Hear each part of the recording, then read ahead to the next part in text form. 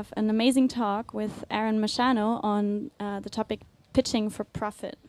So if you wanna join the talk and enjoy 30% off for drinks and food, then please come here to the front and support our amazing speaker Aaron.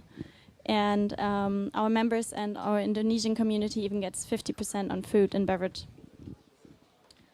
So I quickly want to tell you a little bit about our company. So Genius Cafe is actually part of a company called Entrepreneur Resorts, which is based in Singapore. And the whole idea of Genius Cafe is we're not a classic co-working space. We're actually more of a global community and an entrepreneurs hub. So the whole idea is actually to gather all social entrepreneurs and change makers of the world in our community and exchange and collaborate and network. And this Genius Cafe right here in Sanur is the first one that we have. We just recently opened up another one in Gianyar. And we're planning to get another 48 in the next 5 years. So we are growing as a company a lot and expanding all over the world in like all these beautiful beach locations to make this a home for entrepreneurs and change makers. And then up in Gianyar, we also have a villa called Vision Villas. And this is an entrepreneur resort which allows us to host entrepreneur retreats and different business accelerator programs. So entrepreneurs can join different classes and workshops and learn about how to enhance their business, how to increase their positive impact, and all these kind of things. And even we have external coaches and mentors and consultants hosting their classes there as well. So this whole idea, the whole vision of our founder, Roger James Hamilton, is really to create this global community of change makers. And now, one more thing is basically that our company just recently got listed on the Seychelles Stock Exchange, so people can actually invest in our company and become part of our global movement. And now I would like to tell you a little bit more about our speaker, Aaron. So Aaron spoke here before. He's a very entertaining, engaging, really nice speaker. Really cool to listen to him. He has a lot of experiences to share with you guys. So Aaron was born in Zambia, and then he moved to Australia, and he studied law and commerce at the University of Sydney. And then while he was studying, he actually set up numerous successful businesses. And then, so this enabled him and his clients to live more successfully and make a bigger positive impact in their communities. And during that time, Aaron actually recognized that the level of his success was a direct result of his ability to help others to succeed as well. And so what he says now is actually that helping startups to become successful businesses is not just his passion, but it has actually become his calling. So he also has more than a decade of experience in vocational and educational training. And he founded an international business venture, which is called Leaders of Tomorrow Group. It consists of 4 subsidiaries, and he's going to tell you a little bit about that later in person. And he has consulted a lot of different types of organizations, different businesses from different sectors. He has joined high-level panel discussions with some leaders and heads from federal, state, and governments. And he's right now making an impact with his books that he's publishing, and also with his audios, videos, and workshops. And he's engaged into angel investing. So, as I said, he has a broad skill set to share with you guys. He's a super engaging speaker with a lot of experience. So let's give a warm welcome to Aaron Mashano. Okay, awesome. Thank you for that introduction. I always feel a bit awkward about the introductions in general, because I think a lot can be said during the words, but what I'm hoping to do is create some level of impact with you guys based on some of my personal experience. So before we actually start, since we're a lot of us, is it possible that everyone can just move to the inner circle? That way you're in spitting distance to me. No, just kidding. So that I can just make sure we can connect and it'll get a little bit more cozy and have a bit of fun together. Okay, cool. Thank you. I am doing pitching for profit. My brain is like trying to change it. Okay, great. Okay, so who's actually heard me speak before? 1, 2. Good. Who has never heard me speak before? Okay, let me apologize up front. I'm a terrible speaker. No, just kidding.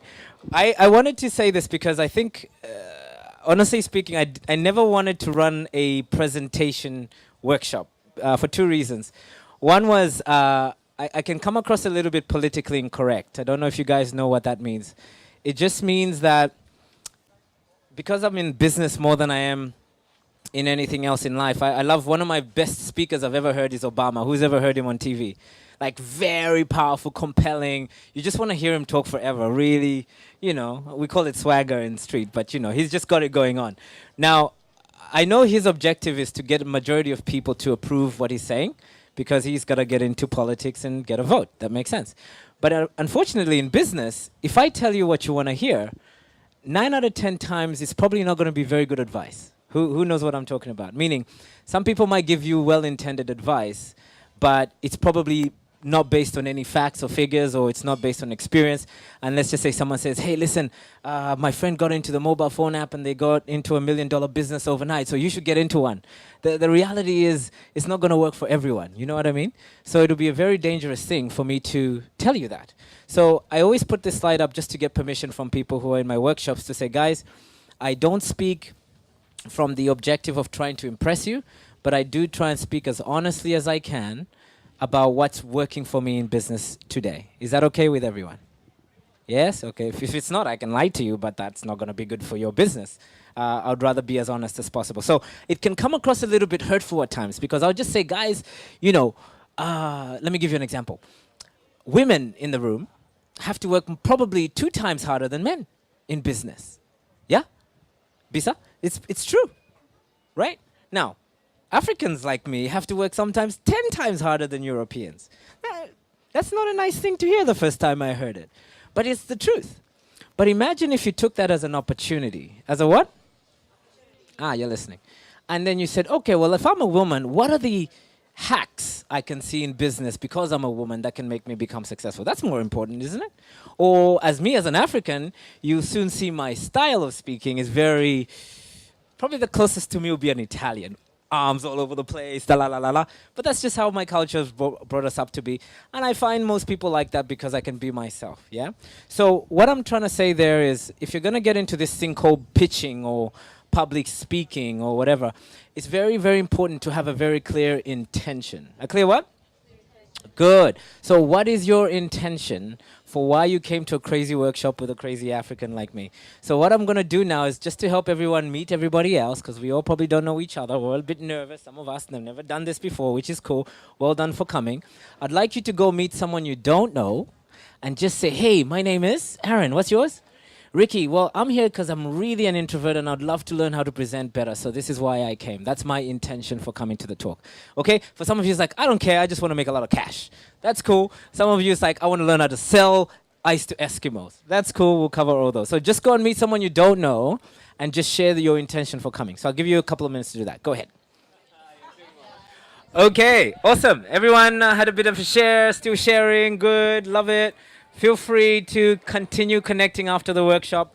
God forbid you actually have a potential key partner, client from this. It happens in workshops all the time. That's good. So anyone learn something cool? Meet a new friend? I hope everyone, because you're supposed to speak to someone new. Okay, good. All right, so let's talk about the journey a little bit. Someone's keeping track of time, yeah? Okay. So we're going to talk about first what is a business builder, because it's really funny. People get into this crazy thing called business, and then I ask them, hey, talk about what is, you're in business. Hey, Faye, how you doing? We go way back. And then I'm going to talk about some marketing approaches. Some of you are going to learn something that is literally going to change your life. I implemented a very cool strategy, which you'll learn about a bit more if we have time. But my conversions have changed from 4% to about 65, if not 70% conversions in my customer base. Who'd like to learn that one? And it's gratis. Oh, in English? Free, makasi. Yeah, it's free. So that's really good. I'll speak probably 4 languages. I'll mix up the words, but don't worry about it. And then we'll talk about the 5 stages of permission. And I'll be doing a webinar, I think, this month on that also. So in case you want more detail, some people want more detail about specific things. I usually run specific topics in webinars, so you can talk to Genius about that, and they'll give you a link. And then tips for a great pitch, and we'll talk about how you get impact, because that's the whole reason we're all trying to sell in the first place, right? Is how do you get impact. So let's begin. So who said you've heard my story before, where I came from, that story? No, not yet? Okay. So let's talk about the founder, who is me in this case, but soon there'll be someone else doing this job. That was me in 2000, believe it or not.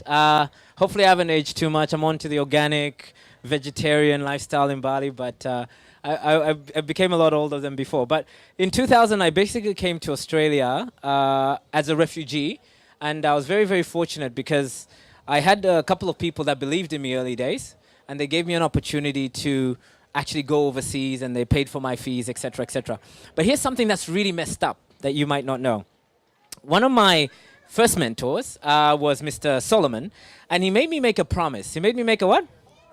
He says, Aaron, listen, a lot of Africans, we help them, expats, help them go overseas, get good jobs, et cetera, but most of them never come back. So Africa is experiencing a bit of a skill shortage, yeah? I was like, oh, look, I was 8, 9, I don't know. I was like, okay, what has that got to do with me? He says, well, if I help you and go through this Christian association to fund the program for you to go overseas, you have to make me a promise. I said, what's that promise? He says, well, promise me you're going to be great. Promise me you're going to be what? Great. Not only great, but you're going to come back home and make a difference. Now, those days, if I said whatever he wanted me to say, he would buy me lunch. So guess what I said? Said, yeah, no problem. I got ice cream. You know, my family couldn't afford that. So we were subsistent farmers. And basically from that journey, I just made a commitment to someone I didn't really know very well. But this is kind of how I meet some people in the workshops. They've come from all sorts of lives, made choices to be here. God knows what you guys had to be here. I really appreciate it. I'm sure there would have been more people, but they didn't come for whatever the reason. Swamped, the galaxy took them, who knows. But here's something I want to share with you. From the day I made that commitment to him, it just instilled a different definition of success for me. And that guy you're seeing in 2000 was actually an introvert. That guy you're seeing in 2000 didn't really believe in himself that I could be more than a farmer. Who understands what I'm talking about? I had parents telling me things like money doesn't grow on trees, Africans don't really do well in the world, it's evil, and et cetera. You know what I mean? So just had these limiting beliefs. But then I set myself a goal one day, crazy goal. I said, I'm going to be super successful. I'm going to make a difference and help as many Africans as I can because I made the promise. But more importantly, Zambia's landlocked. I'm going to live on an island, and I'm going to own my own little plot in an island. And I talked to my parents this, and they're like, you're out of your mind. Who feels that way when you start your business? Yeah, you're like, yeah, I'm going to do this business. And like, you're out of your mind. Because for most people, and you can write this down, I say a lot of things, but it's actually for you to take notes. Hi, thanks for joining us. People won't see for you what they can't see for themselves. You just need to be aware of that before you get into this pitching business. So you're going to get criticized no matter what you do. You're going to have people tell you it's not going to work because they don't believe they can do it. It has nothing to do with you. So this is what my coach actually says. He says, Aaron, when people criticize you, it's none of your business.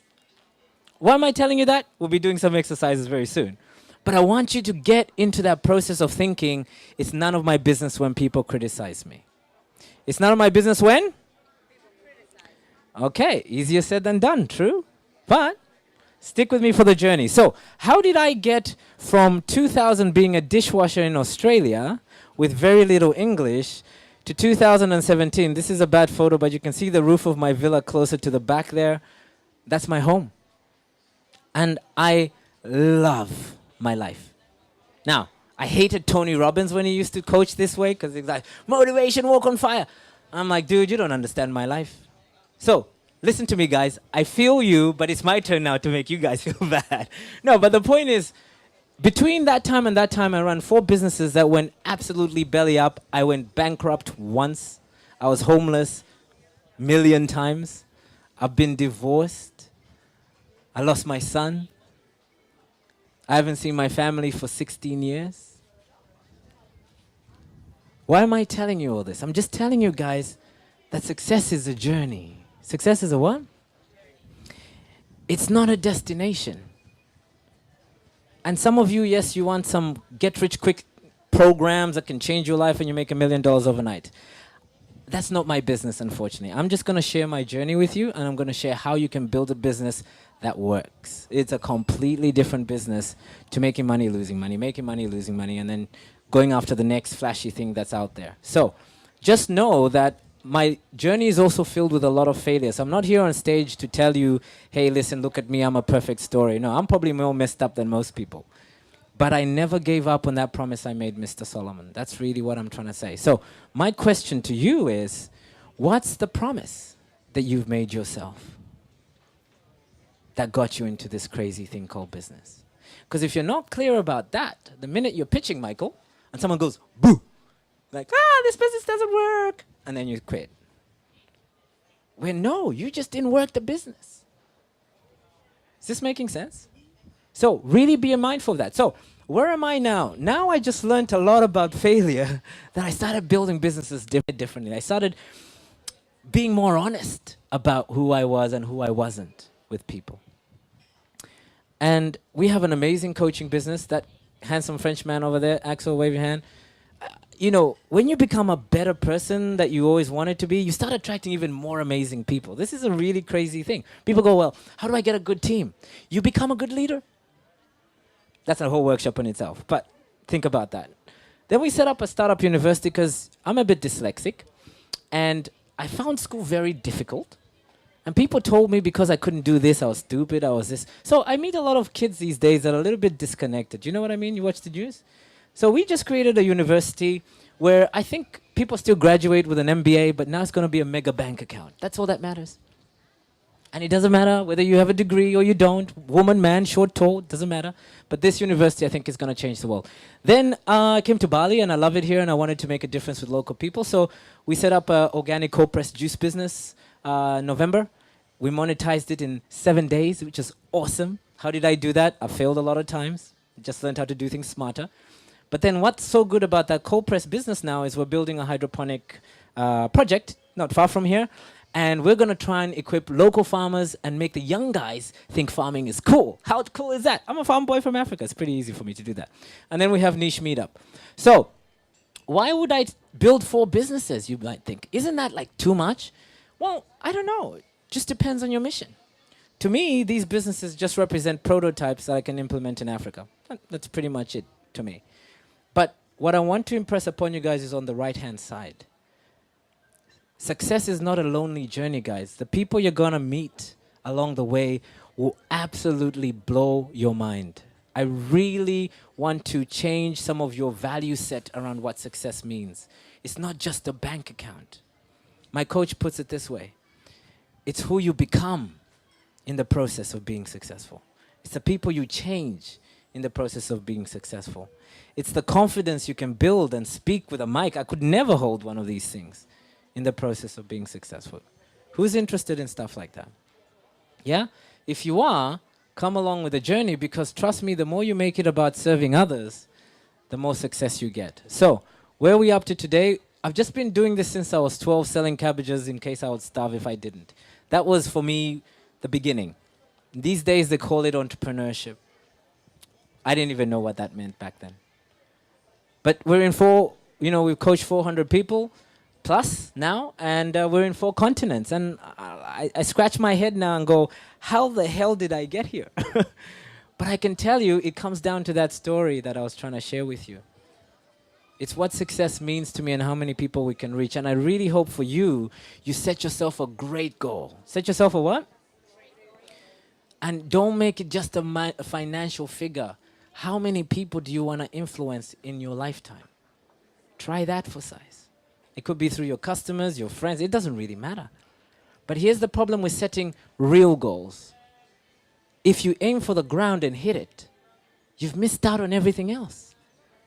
So many people set benchmark goals and don't aim for greatness.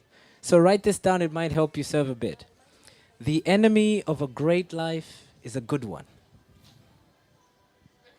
I'll say that again because some of you are thinking about it. That's good. The enemy of a great life is a good one. Some of us are so comfortable. We live good lives in the West. We have nice parents who can bail us out. We have money from inheritance. Who knows? But you're missing out on how great you can be in your life. For me, there's nowhere else but up because I didn't have that. And what we're finding now, most self-made millionaires come from very interesting backgrounds. So if you're from a bad, challenging background, you are a very good candidate for a successful business. But if you come from a very good background, beware of comfort zone. Because you're probably not going to take those risks you need to grow the business that you want. So the last thing about us is, most of what I'm telling you guys, I've just tested it out. I've failed more times than most people I meet. And what works, I teach. What doesn't work, I don't teach. So I hope that's okay with you. Yeah? So let's talk about how you get into this pitching thing. So who can tell me what a business builder is? Or who's the person you are who's sitting here trying to do this thing called business? What's a business builder? Anyone? This was a workshop, not a one-way talk conversation. Faye, I'm going to pick on you. Not that Faye yet. This Faye, then that Faye. She's like, why are you picking on me? She's an awesome Faye too, by the way. We're all awesome. Oh, totes. She's like Indonesian queen president of co-working spaces and stuff like that. Yeah, check her out. Hold on. So what's a business builder? I think a business builder is someone who's got a vision to do something different 1, 2, 1, 2. and then can go out and grab it. Yes. Great. Yeah. That's brilliant. Paul, you want to add to that?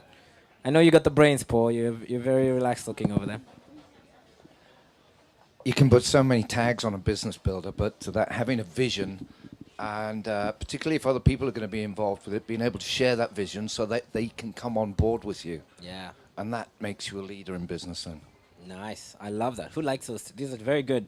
I'm going to go to Mila, because I see you thinking. What's a business builder in your opinion? There's no right or wrong. This is not a class. In business, you don't have to be smart. It's the best thing about it. But not saying you're not. You guys are all very smart. But but what do you think a business builder is? Because we're all business people. But when I ask that question, you got to know who you are before you build something, right? So most of us just don't give it too much thought. So what do you think a business builder is?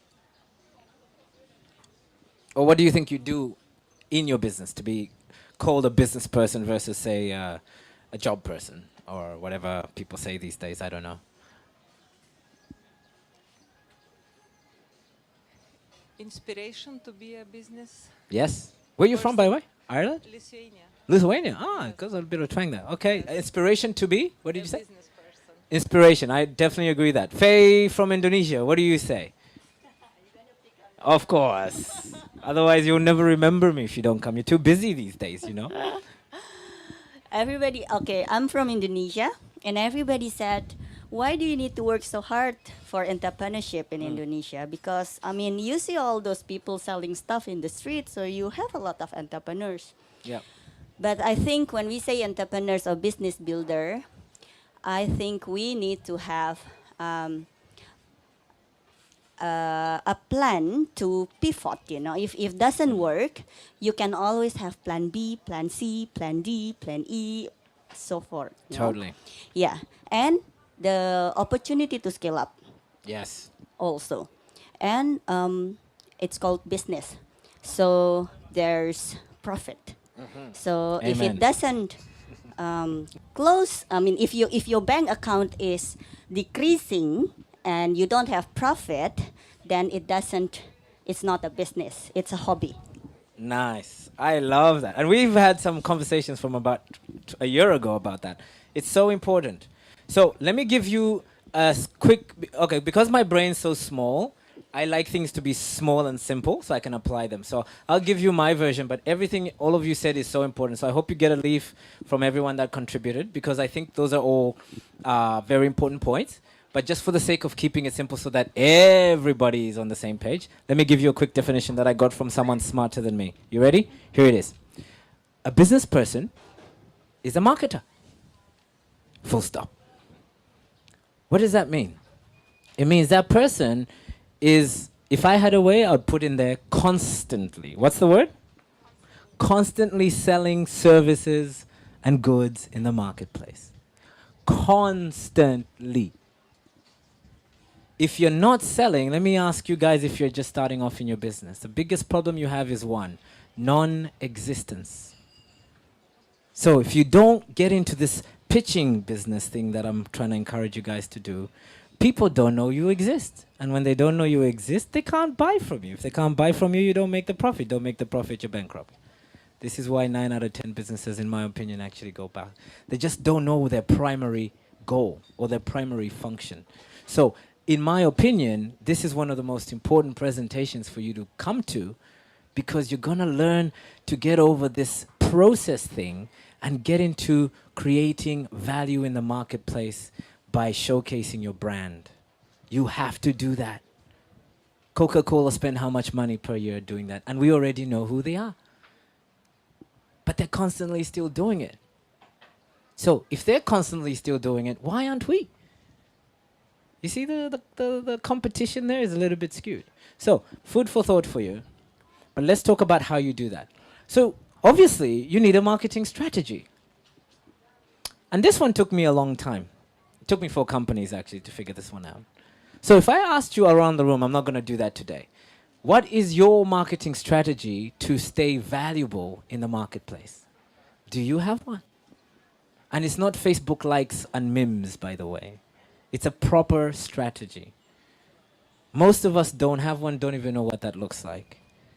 And I'm going to share with you how you can do it cost effectively. But if you don't have one right now, I meet most of my clients, 8 out of 10 don't have one. And I'm like, you don't exist. That's the problem. Forget what your product is. There's another talk I did here, I think. Product is not the product. It doesn't matter how good your product is if people don't know about it. Does that make sense? Just simple stuff. But this is what I'm saying to you. At the beginning of your journey, you should be doing this 80% of the time. If you're not marketing, you don't exist. And marketing and sales is the most important thing that will fix every problem you think you have in your business. Every problem. Bills, marketing. Staff motivation, marketing. Yeah? Think about that. So here's how most people have in their marketing strategy, because they went to get an MBA or they saw an online course, and there's nothing wrong with that. But let me give you an example of what I think traditional marketing is. Who here has been on a date, or at least pretends they have been on a date? That's me. And in most cases, let's just say you're a woman or a man, but you make the epiphany moment. You say, okay, I want to get married. That's your goal, yeah? You want to get what? So that's your goal. So you go, okay, I need to probably look good. So you go and employ a tailor. I need to go to get a Tinder app, because that's the quickest way to get on there. And then I need to maybe employ a relationship coach person to give me all the lines and suave way of doing things. And then I need to go to all the singles bars, hit them all, and then hit my result of getting married. So you get dressed up, you do everything, you look pretty, you get schmick, Friday night comes, and then you go to the club and you go, you want to marry me? You want to marry me? You want to marry me? Of course not, yeah? You want to marry me? Yeah, this is what most people do. What's the marry me topic? It's making a sale. And then you come back and you go, crap, Tinder doesn't work. You unload, undownload, anyway, unsubscribe, whatever that is, yeah? And then you go and fire your tailor, because you spent a lot of money for him, and the brand new t-shirt with the colors of chakras didn't work, so you cancel that. Then you go to your relationship coach guy, and then he go, hey man, you told me these lines would work and they didn't work. But here's what that all comes down to, guys. It comes down to the fact that you're going straight into the marketplace, trying to bombard people to buy your product, and you're basically invading people's customer privacy and personal time. How many landing pages, Facebooks, TV, radio advertising, bombardment, buy, is out there in the marketplace? Is there less or more than back in the days? Is it more or less? Way more. And so you're going to jump on that bandwagon and go and disrupt people who already don't want to hear from you through Facebook campaigns, etc., etc. Nothing wrong with it. It has a good conversion rate. It's got 4%. But the point is, are we busier or less busier than we used to be? We're more busy. So that may not be the right strategy for a lot of people. And like I said, because there's just too much interruption happening and everybody is trying to sell something on the first date. Yeah? So here's some interesting statistics for some of you who love the facts like I do. Web Bureau, which is a London-based company only in Europe, did a survey and they found out that 52 million internet users are online every day from Europe. But only 37 million of those are real shoppers. Yeah? But here's what's crazy, and this is the next time you think of creating a landing page. 38 million marketing websites are being produced every day. So just with that pocket of European consumers, that means for every 38 plus million websites people are producing, only 2 viewers per website. So this is where you get this typical 2 to 4% conversion stuff. Now, to me, who's very much about being smart, looks at if I'm only getting a 2% response rate, that means 98% of people trashed, ignored, or rejected my so-called amazing website. You understand how crazy that looks from a statistical point of view? Not saying it's bad or good here, marketers in the room. I'm just trying to say, look at the data. So let me give you a case study quickly. Make sure 30 minutes, you let me know, yeah? Here's the alternative. Amazon, God bless their souls, used to be in the book business, hardcover books, you know, back in the days. And what they did is they did an analysis on the publishing and the distribution of each $100 in this case. And what they found, guess how much was being used, guess where the biggest expense for in the book publishing industry was? Who wants to guess? The biggest expense. I know it's on purpose. Some people don't look poor. You know how it is. I don't look. I'm one of those. What's the biggest expense? Printing. But guess what's in there? I was hiding it. It's a trick question. Shredding the book means nobody bought it.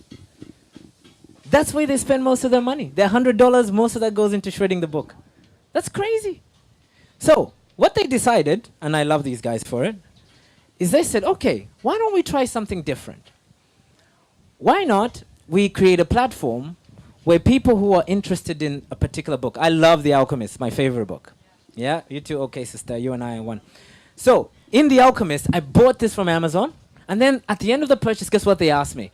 Hey, would it be okay if we sent you any new productions of books similar to The Alchemist? What do you think I said? Yeah. Click that. So guess what I get? Now I don't just get books from everywhere. I only get the books that I'm interested in. And guess what happens? I buy that one, then I buy the next one, and I buy the next one. And then Amazon go, this is curious.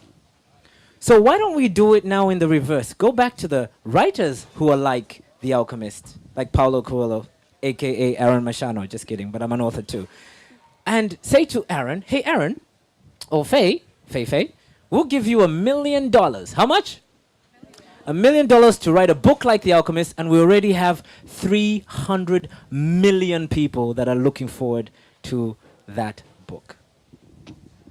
What do you think I would say to that $1 million upfront payment? Yeah, of course. So I take the money, I write the book, they publish it, and 300 million people who are interested in an Alchemist type book read it. And that's just on Monday. What about Stephen King books? What about, you get me? It's just a completely different way of doing it. And how much did it cost them? 0. Why? It came in my inbox, in my email. And I was looking forward to it because I said yes to it. Is this making sense? So, what does that mean, guys? Welcome to the new world, and I really want to make a prediction now. Thank you. I think the world is going to change. People are getting busier and busier, and most people don't want to hear from everybody. But ladies and gentlemen, let me introduce you to permission marketing. I've been using this concept for a year now. The busier people have, the more you need to seek permission before you send me a blog, before you send me a message on Facebook. I don't care what algorithm you use. If you didn't get consent from me, I don't want it. Who's here checking all their trash emails? Nobody. You see what I'm saying? So my question to you is, why are we so reliant on traditional marketing methods when there's just another way of doing things? What's this got to do with pitching? Everything. Everything. So, here's why it gets exciting. Once I get permission from you to speak to you for 90 minutes, I can then personalize my content to what it is that you guys want to hear about. But after that, it has to be relevant, because if you're not an entrepreneur, don't waste your time in a talk with me. Is this making sense? But once I do that, here's what I'm trying to tell you guys. every time we send out something from our community base, we have a 65, 70, even 85% response. You don't even get that on Facebook public groups these days. But imagine if you're getting people responding. Do you think you can convert 70% of people to at least 50% sales over time? What's the answer to that? Of course you can. But here's my point. Because it is so backwards for most people, most of you in this room, it's like sounds good in theory, but I don't really understand it or I don't really process it. And this is why I'm saying you need to go on a journey, because here's the point I'm making, guys. If you look at just the hard stats, Facebook campaigns, social media networking, it's just expensive. And unless you're Paris Hilton, you can't afford it. That's my point. Hello again. I've seen you before. Thanks for coming back. So, email marketing is free for all of us. But how many of us are using it as a marketing strategy? I use it 100%. Now, this is a little bit out there for some of you, but here's my point. Get this book called Permission Marketing by Seth Godin. I read that book, and I'm not the only one, but trust me, I couldn't sleep for a week.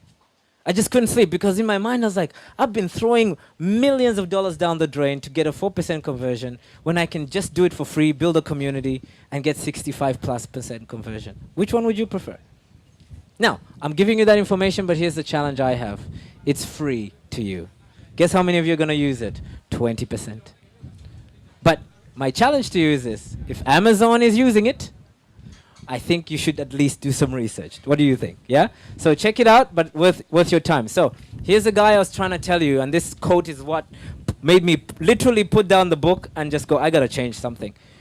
Selling to people who actually want to hear from you is way more effective than interrupting strangers who don't.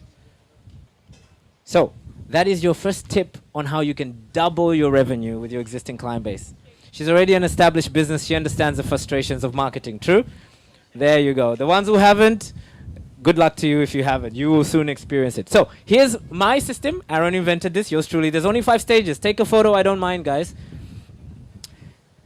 Here's what traditional marketing tells you. Go disrupt someone, put away campaign, put a ton of cash in there, and off you go. Then number 2, in the permission marketing though, guys, you have to gain permission. You have to gain what? Let me ask you this question here. Who here has got some value so far in the presentation? We're 30 minutes or 35 minutes in. Who's got some value? There you go. The ones that put up their hands, that is me trying to exchange permission with the value exchange. The ones that didn't, don't worry about it. It's got nothing to do with you. Yeah? But then, my game now is to start building relationships. Sedikit dingin, huh? Is to start building relationships with those people who put up their hands. The ones that didn't, don't worry about it. Don't get in the business of convincing people, guys. It's very expensive.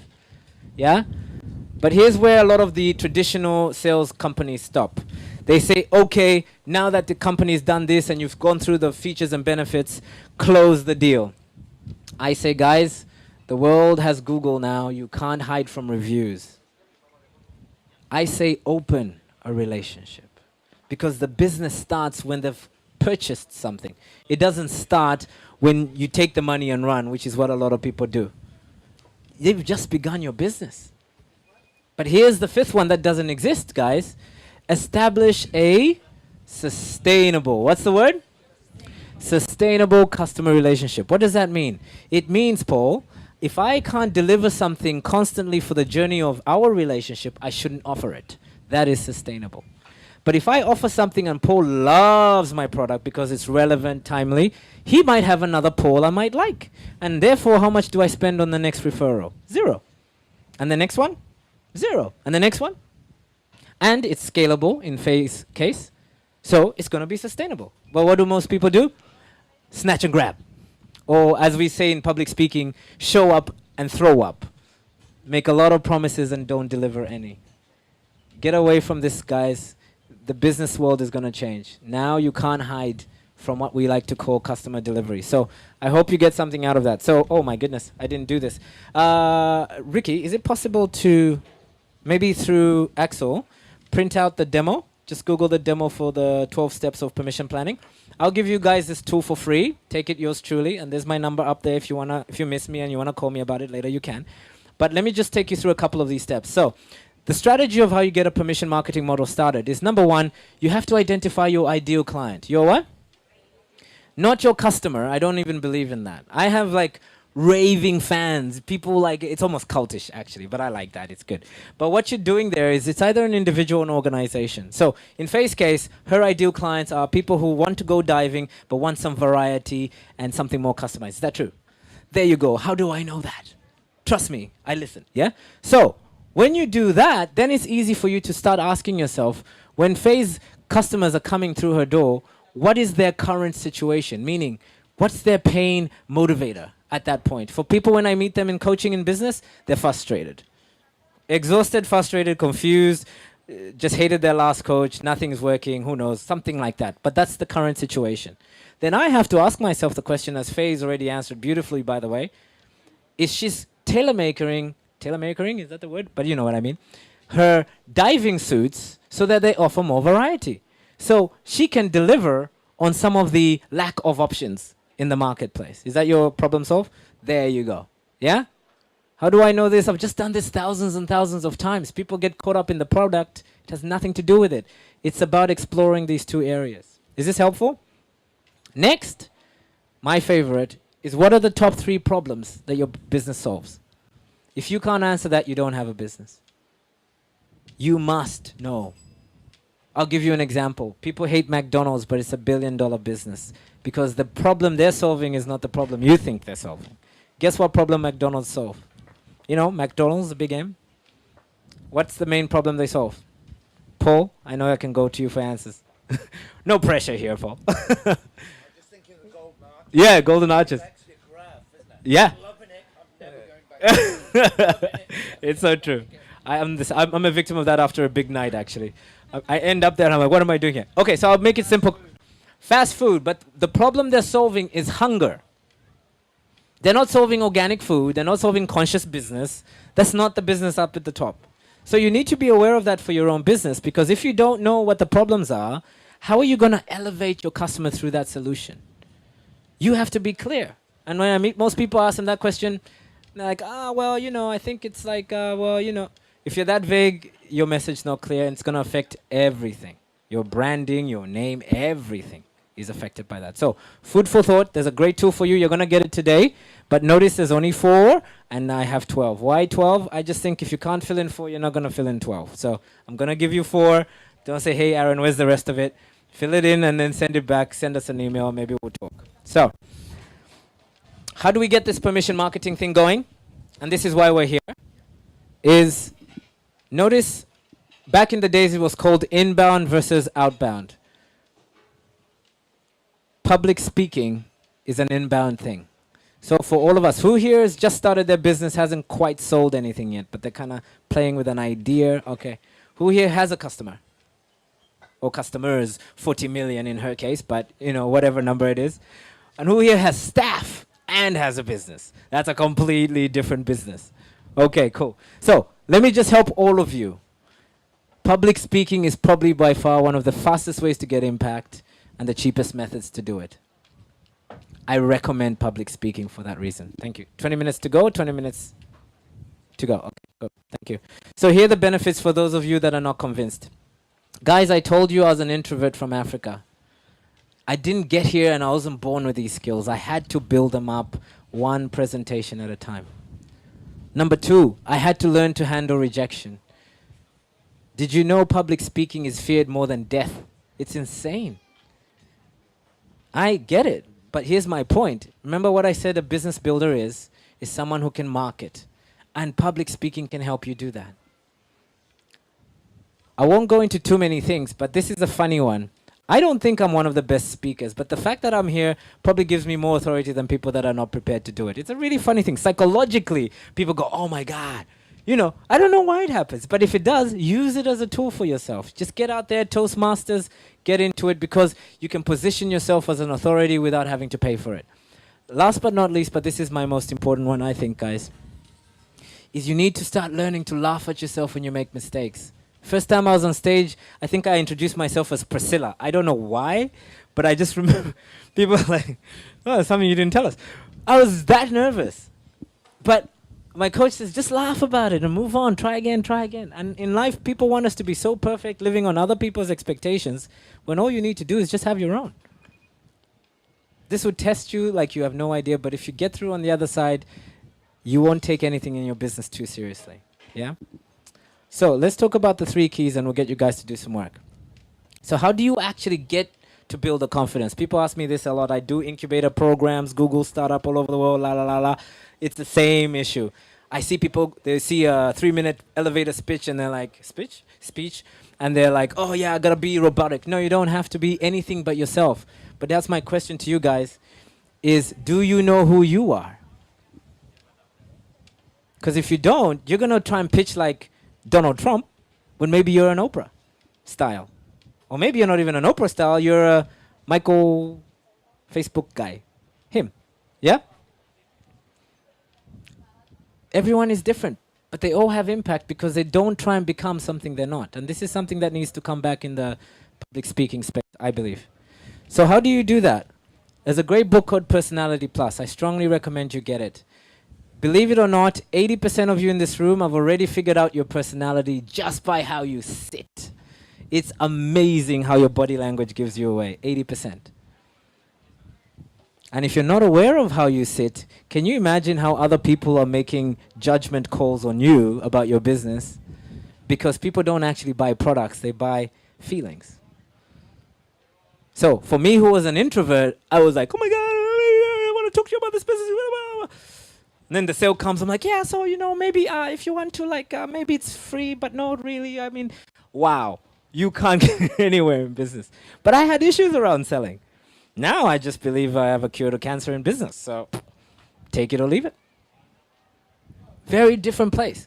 But I had to find out my personality first and then understand there's 3 other styles in the world. And if you don't know, for the left-brainers in the world, this is why I gave you statistics. You like graphs and figures. Give me the data, guys. Don't lie to me. But then the other those of you, I started saying, who wants to hear my story? And people are like, yeah, me. Those are the right-brainers in the room. They love a story. Don't care about the details. Hate numbers. That's cool. But imagine if I didn't know that. Imagine if you don't know that when you're presenting. So these are a couple of billionaires. A couple of what? I'm going to show you all of them, including your favorites at the bottom. They're all different types. So this is really funny. I used to use this for 10 years. I was talking to my brother behind the camera.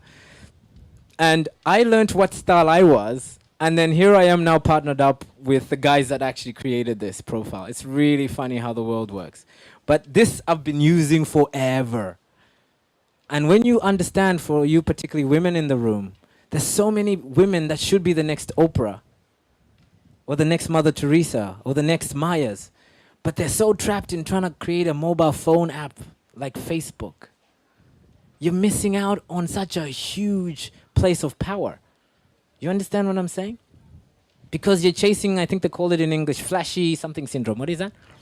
Flashy something syndrome. It's like, oh yeah, let's go do this because everyone's making money that. So you jump into that. 2 years later, oh yeah, let's do this now. Before it was property, now it's Facebook apps, tomorrow who knows. Oprah just stays in her lane. This is how they become billionaires, guys. Take that for yourself as feedback. So what we're going to do now is help you overcome some of those fears. And what I notice most people do, and let's say this together. Stop selling. Stop. Start serving. The minute you get out of selling and into service, it's not about you. You talk to just about any other person in the, you know. Because guess what is behind the reason why people hate public speaking? It's the fear of what other people think. In other words, people-pleasing syndrome. Because if you really don't care like a 5-year-old, look at this amazing young girl, topless, just totally in our own life. My point is, do we all remember when we were that way about life? All of us do, right? We would just do whatever. So what happened between 5 to whatever age you are now? I'll tell you what happened. It's called conditioning. And you started being more interested in selling than serving. So here's what I want you guys to scrap. Scrap the elevator pitch, as people call it. I want you to do two things. Number one, talk about this point of view. My ideal clients are. Okay? Number two, the top problems I solve is. Now, which part of this is selling? Imagine if I came to you, Michael, and I said, hey, Michael, or Jill, or how do I say your name? Pring? Primi. I say, Primi, nice to meet you. Really, thank you for coming for the talk. My ideal clients are women, really interested in making a change, but they're really at the moment struggling with confusion. They really don't have enough self-sufficiency in their businesses, and they're really looking for some guidance between 3 to 6 months to get financial results in their business. But that's what I do. How are you? What do you do? I can tell you in Primi's mind, Michael's mind, your mind, everyone's mind is going through people you know that have those problems. And you say one of the following. Well, you know, it's funny you said that. I have a cousin who, oh yeah, that's me. Or, oh man, that must be really cool. Or one of the other two, but there's nothing in there that I'm saying, do you want my card? Do you want to buy from me? You understand what I'm saying? So don't get into features and benefits. Get into telling people who your ideal clients are and the problems you want to solve for them. So everybody stand up. No selling. If I hear you saying, oh yeah, you know, you feel it. People start going, then you know you're too hardcore, okay? So go to someone you don't know, introduce yourself, and say, following the guide, my ideal clients are, and if you don't have a business, make it up. It doesn't matter. I just want you to have an experience. Have a what? All right, go for it. Have some fun with this and laugh at yourself if you make mistakes and forget your name. I do this all the time. But someone you don't know, and it's usually the person you've been saying, oh, that person looks interesting. Go to them and introduce yourself. Cool. And I'll take one also. Cool. Now, for everyone who's moved, and pause slightly, yeah? Does it feel different? Is the energy from the speaker different? Are you connecting with people different? How was those exercises just to get out of your head and just talk about your ideal people that you're serving? It's just different. My point is, I'm not in the business of telling people what to do, but I'm in the point of giving you a mind shift. And some of you sit back in classes, but you sit back in life. Some of you are so left brain technical, you're missing out on a holistic business that can change your life. Some of you have way too many stories and not enough action. And some of you just don't move. You love your comfort zone too much. You get it?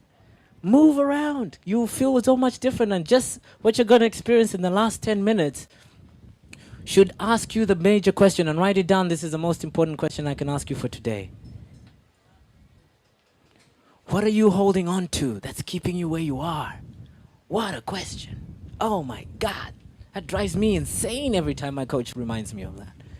I was holding on to my past marriage, my race issues, my poverty mindset, my political position of communist, capitalist, social Marxist. I don't know what was going on in my head. It was insane. And all I needed to do was just start serving and do something different. If there's nothing else, just that exercise of moving and meeting someone new is the future to your business growth. Because everything you want, guys, everything, not even some things. Look at this.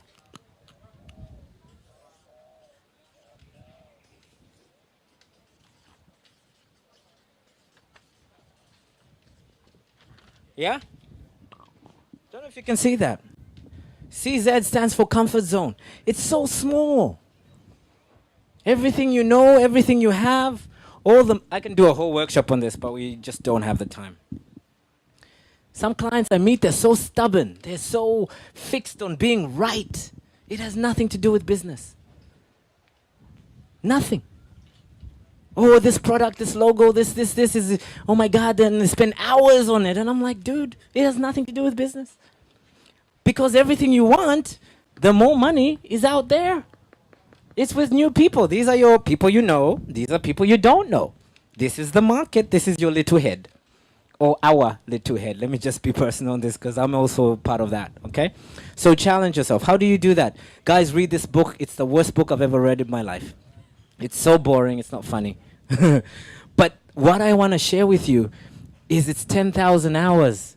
The other book by Simon Sinek, whatever his name was, or Seth Godin, I don't remember, one of those guys, yeah. But it was called Outliers.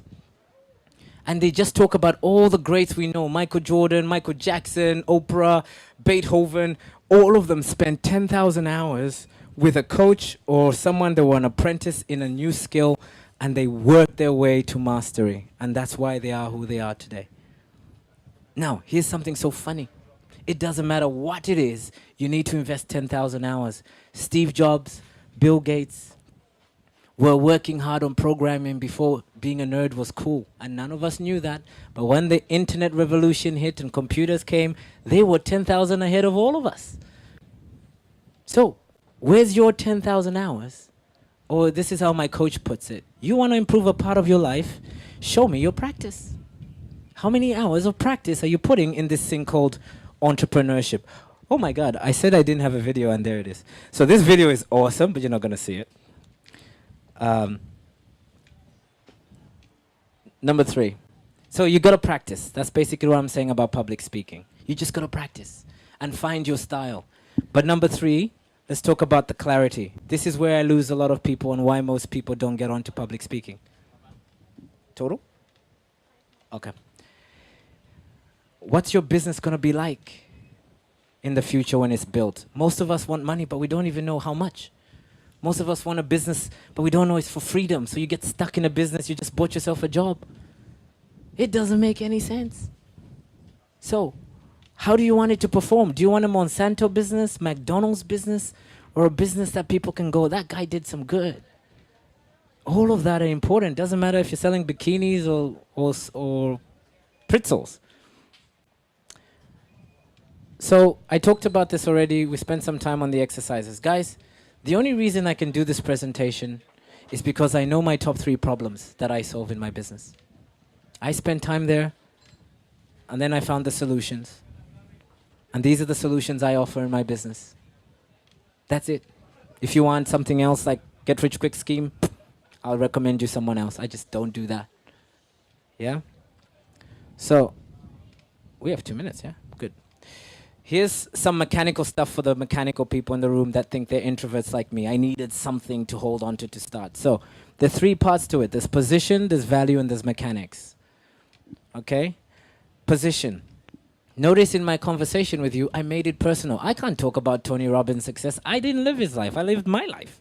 So share your story more often. It's the most compelling product you have. Hi, welcome. Number 2, have a presence. Who here got some value from today? Yeah? That was actually a technique to ask you, for me to know who you are, for you to know who I am, because not everyone needs to get value. Yeah? But have a presence. Don't sit in one room in a corner and read a script. They're human beings. They want to connect with you. I've tried to connect with as many people, including you. Thanks for coming.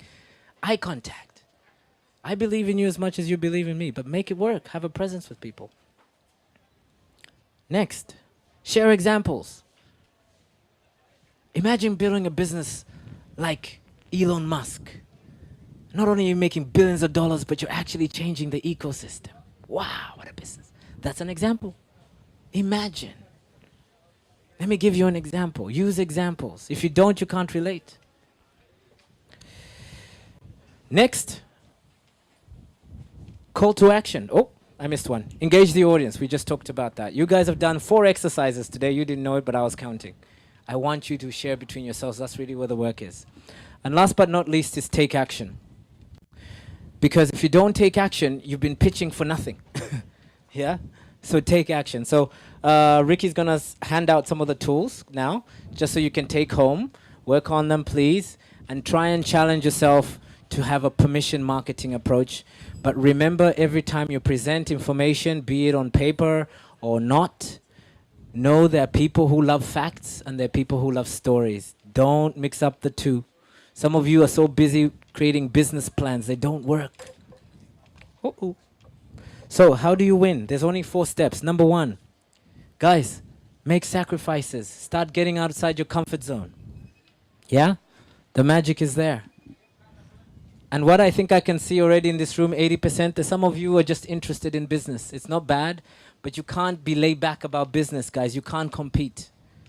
Number 2, Some of you are doing it as a hobby, and that's okay. We all started there. But the difference between a hobby like Faye with an E said is some of us are building business, putting in hours, we're not making money. That's a hobby. And that's not fun for a long time, trust me. But the reason it's a hobby is because you're just doing it when you feel like it. What I'm looking for are people who are prepared to see amateur for what it is. Amateur stands for apprentice. It stands for what? An apprentice is someone that's committed to the practice, guys. This is a completely different thing. But not just practicing on 10 million strategies of how to become successful, whatever that is. You start working on the things that work and you start practicing so you can get recognized in the marketplace. But trust me, amateurs put in a lot more hours. But this is Michael Jordan when he was an amateur, and this is Michael Jordan on the right when he was a pro. Everybody knows him, everybody thinks he's a hero, but nobody knew him as an amateur when he got dropped in university. If you really believe in something like I do about people, I've been rejected in my business probably more than most people in this room. But this is probably why I have the success I do. Because for me, and I hope for you, I'm looking for the legends. Who here wants to make a greater impact on the world? All of us do in some shape or form.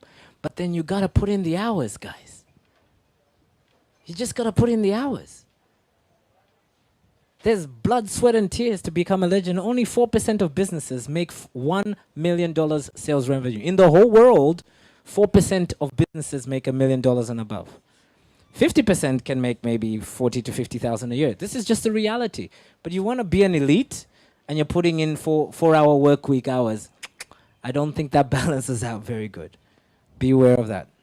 Second thing you need to think about, don't confuse activity with production. I meet most people, they're stuck in employee mindset. Oh my God, I put in 10 hours in my business today working on my logo and my website. No offense, who gives a shit? What did you sell? How many prospects did you see today? That is the marketing that's needed. Is this making sense? Okay. Third, my favorite. Guys, I blame my ex-wife for why I wasn't successful. I blame the fact that I was an African. I blame the fact that the government hated my guts. I blamed Donald Trump now, but before was someone else I can't remember. I blamed everybody. Then my coach came to me one day and he says, hey, Aaron, the only problem with your list is you're not on it. So put yourself at the top and own why you have the bank account you have. The minute you do that, guys, you're going to change because you're not going to be satisfied with this bullshit conversation most people have about she'll be all right, as they say in Australia, or it's okay. It's not okay. And when you own up to that, you're going to change. Sorry, 1 minute to go. Because here's something I've met after 400 coaching clients. Guys, it's not even the smartest person with the most money that succeeds in business. It's the fearless ones. They're so hungry for success, it's like their life depends on it. You gotta get a little bit of that in you. Otherwise, how are you gonna compete with people like me who've put in 10,000 hours? You can't. You just can't. Yeah? It's not bad or good, it's just you're lazy, or we're lazy. So look at the person you idolize and look at their biography of how many hours they've put in. And that's where the secret is. Second last is, I love this, guys. I was like the crazy kid in Africa who wanted to jump on planes and go to an island when I didn't even know what ocean looked like. But some of you here probably resonate with that. You're the odd one out, yeah? My point is find a tribe that resonate with your values, but do something more. Love them hard and contribute. Because trust me, the people I'm showing now, there's Dinara. I met her here. We're involved in hydroponics, social projects, but that's what I want to do with my money. I'm not saying everyone should, but I know you have something you want to do with your money. But don't bail out on the excuse that I don't need to be rich to be successful. That's a cop-out. Become successful unless if you give the money away. Most people don't. So they're lying to themselves in most cases. So find a tribe. We have one. Axel's part of it. And I think it's really important. So in closing, before 5:30, I want to leave you with these 3 images. Something I do in my coaching program, session 1, is we have to find out, what do you want your life to look like when it comes to a close? We're all gonna get there. Some of us tomorrow, some of us next year. I lost a friend recently. But my coach asked me this question before I started my business, guys. And if I asked you, what are the 3 words for you? I want this to be the most important workshop you guys have attended. I've put everything into this because I want to live every moment, because I've seen people check out in Africa because they can't even afford medication. Some of us are so laissez-faire. Get into the game and live your life the way you're meant to, and a business can create that for you. It really can. Don't just buy a brick from World Vision. We don't get the money. I was a World Vision kid. I know that. But number 2, I love my son. For me, I was bullshitting myself, lying about success, pretending I was someone I wasn't. And then my kid was born. The whole game changed. Now I just want him to remember me for doing something great. And let's talk about the contribution. Guys, you can just do more with money. I don't make the rules. It's just a fact. Someone with more money contributes more. That's just a fact. Just build it and give it away. I really recommend that. So if any of this resonated with you, all I would like to do is just invite you, the people that it resonated. We only do free consultations, and you get a free report. You get a free what? This report will change your life, because for me, it's about your current situation and where you want to go. So for 60 minutes, one of our coach guides can talk to you, ask you a couple of qualitative questions, fill in an amazing business report for you. We can send that to you complimentary or gratis. What's the word? Gratis is free. So don't come say, "Brapa ganyan." No, it's free. But it's an investment of your time. So if you're interested, please go and see Axel, and he will book you into the next available time that we have for 60 minutes. And the worst case scenario, you get a free report, and at best you can take that to another coach who it will save them thousands of dollars to figure out what's going on in your head. But if it's the right time to work with me or us, then we can decide that after our free session also.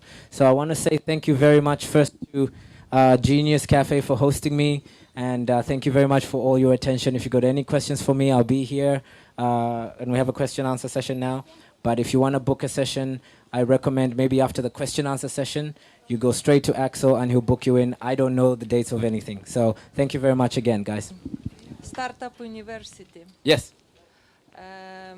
For who does it meant, this university? Yeah, good question. So Startup University is meant for anyone that wants to build a business minimum 54 hours. We just build it from scratch to finish. So you walk away with a finished business that works in terms of marketing, branding, everything. So we do it in an intensive incubator program for 54 hours. We're gonna do one now next year with Genius. It'll be at one of the entrepreneurial resorts in February. We usually get about 70 businesses there, and then the ones that win stay longer, and we keep going with that. But I've got everyone from an experienced business person who wants to just get more clients to someone who's just got an idea trying to get their business viable. Yeah? I hope that answers your question. Thank you. Yeah, no problem. Good question. Anyone else have a question? Any question? Don't lose the opportunity. There's no such thing as a bad question. Some people even ask, "Hey, Aaron, what color are your underwear?" I was like, "Yeah, look, they're blue today, I think." So I'm just joking, but it's that serious. I really don't mind what the question is. Well, I don't know if I'll answer that question the right way, but there's two parts to what you said that just popped up. I'm a coach. I can't help myself, yeah? I don't necessarily always listen to what people ask me. I'm more digging behind that. Like, why did they ask that question, So I'll put it in two, not just for Paul. I'm speaking to everyone now. Is that okay? So forgive me if I'm a little bit off topic, but it's relevant. Number one, who's heard of Socrates? All of us. Who's applying Socrates' philosophies? I would say 20% of the world population. So the bigger problem we have in this life is not lack of information, it's the poor execution. So the other way of answering your question now is I recognize that people don't execute because they know too much. So they actually need more accountability partnership with someone who's going to kick their ass and say, "Hey, Paul, you said you're going to do this by the 30th, let's go." Not I said you should do it. You said you wanted to do this, and that's what we made a plan for. Let's do it. Because who's here tried to lose weight? January is gone. Now we're in August. We're still thinking about that gym membership sitting in the back, you see? Yeah, you see, we're all laughing. It's true. I'm one of those. So everybody knows we should go and do some exercise, Socrates example, but applying it is the bigger issue in this day and age. So that's what I'm about, is like solving those problems of helping people become accountable to what they said they really wanted. That's number one. But number two, I'm finding that there's just a lot of bullshit hacks going on. Sorry, not bullshit in a bad way. It's just the most tested way to get from A to B is to go straight through A to B. And most people just don't do that because they're looking for shortcuts in the forest. You understand? So until I see the world change where we get more clients actually doing the basics, like filling in that tool, which most people won't, I just stick to the timeless principles only. And I'm a farm boy, so I just know if I don't plant in spring, I'm going to suffer in winter. That's the basic way of putting it. In business is the same. If you don't sell and market right now and practice the basics that everybody's talked about that are on Google, you're not going to even get good at the other stuff. You know, forget the Google Analytics. That stuff actually honestly doesn't change anything. You still have to meet people. You still have to connect. Behind every online product, you people who are going online, there's still a human being about to buy that, right? They still need to know you're solving their problems, right? That hasn't changed for millennia, and I don't think it's going to change for another 2 million years. Yeah, I put the internet there just because, you know, we have a global business. Faye said it. Where's Faye? With an E. You have to be able to scale your business. And in this day and age, unless you want to buy yourself a job, you have to start employing some of these softwares that can help you scale. But what I was just trying to share there is just cutting through the noise and giving you the most basic, which is an email marketing tool that everybody can use, and you don't have to spend money on it, because most of us as startups are bootstrapped. I've never got funding from anyone for all my companies. I'm not saying it's proud, there's probably ways of getting money, but I found in my last company, it was more of a pain in the ass. If you don't believe me, speak to the Uber founder. He's no longer part of his own business because investment got in the way. So there's just dangers with stuff like that. So I'm just a bit more traditional in a way. But I say make $100,000 and then double it, and then double it, you know? But you find most people stop at 250. I don't know why, that's just how it is. So great question, Paul. I hope that answered that question on both sides, yeah? One more question. Yes, I love your kids. How are they? I love you too, yes. She does amazing events at her resort villa. Yes. So you were talking about permission marketing? Yes. And you were talking about building this list of people. Uh-huh. Maybe you talked about it earlier in your presentation, but I was here late. So, but how do you go about gathering how do you go about building this list Yeah, who good. actually want to Yeah. hear from you? Brilliant. Great question. So who here got the tool, permission marketing tool, 4 steps? Did you get it? Yeah. You especially, and anyone else for this matter, you fill in those 4, I definitely will give you the rest. Because those 4 are the basics. If you can't identify your ideal clients, you're going to just have 1 million subscribers with nobody who responds to your emails. It's just, people say, don't fall for the gimmick, build your subscription base 1 million people. But they could be crap, you know? You're looking for active, responsive people. So that strategy of identifying your ideal client and then having a strategy around how you're going to solution their problems will delete 80% of the marketplace. And then from there, there's strategies below on how you start building permission marketing. And I call it Confusionsoft, but let's just say it's Infusionsoft.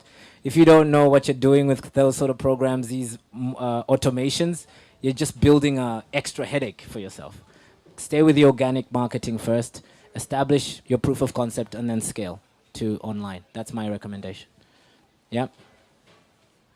Great questions. It's the most questions I've had. Okay, I think, unless there's one more itching one. No? Okay, call me later. So thank you. Just before I let Ricky speak, if you really want that free report, talk to Axel, and he'll book you in for it, and then at least you get the product of a free report. It's really amazing, because we give some recommendations for you, and you can take those elsewhere also. So thank you very much again. Great questions, guys. Thank you so much, Aaron. Great. I told you he was a very entertaining speaker. So thank you guys for your contribution and for coming as well. Please feel free to make use of your discount for until about 6 o'clock. And in the meantime, You can network and make use of our blank business cards and exchange contacts if you want. And Aaron is actually going to talk again on the 29th of August. He's going to hold another talk, and the title is 3 S's to Future-Proof Your Business. So feel free to join him again. And yeah, we have these talks every Tuesday. So even other people are going to talk about any other tangible business skills that they're going to share. And please join us every Tuesday here at Genius Cafe. And yeah, that's pretty much it. Thank you.